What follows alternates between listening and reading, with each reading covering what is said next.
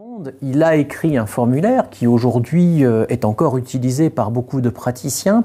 Ce formulaire, est-ce une compilation de données qu'il a récoltées au fur et à mesure de ses recherches dans les grimoires, dans les parchemins divers et variés dans les bibliothèques, ou était-ce un praticien aguerri de la haute magie? C'est d'abord une compilation. Il existe des textes, que veulent-ils dire? Ont-ils une relation, une cohérence les uns avec les autres? Alors, deuxièmement, il y a des choses qui lui ont été léguées. Et à chaque fois, il note à l'intérieur du livre d'où vient le texte, de quel auteur.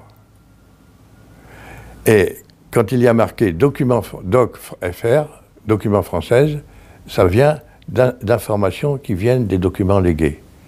Et quand ça vient de lui, il marque tout simplement Pierre Pépé, Pierre Piob. D'accord. Voilà. Donc il avait quand même une idée d'un petit peu dépoussiérer les choses. Oui, et surtout, il leur donne une rationalité que n'ont pas les autres textes.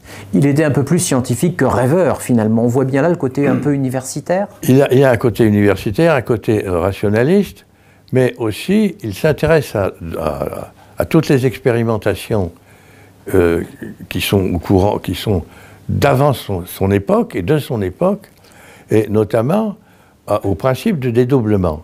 Il fait des expériences remarquables avec un autre journaliste qui avait des facilités, qui s'appelait Christian, et le monde scientifique de l'époque, à commencer par Arsène d'Arsonval, s'intéresse d'extrêmement près à ce que fait Piob dans ses opérations. Justement, on tombe aussi comme le Flammarion, par exemple, qui s'intéresse à des choses pareilles, enfin, dans toute l'Europe. Bon. Oui. Et donc, il explicite, d'ailleurs, dans son formulaire, toutes ces questions, y compris la radiesthésie, par exemple, et il dit que ça n'est pas parce qu'on ne comprend pas ce qui se passe et que ça n'est pas reproductible que ça n'existe pas. Bon. Donc, il essaye de pousser les choses dans cette chose-là. Et il essaye de démontrer qu'on n'a peut-être pas encore découvert les moyens de mesure adéquats. Oui, en tout cas, les modèles qui permettraient d'y accéder.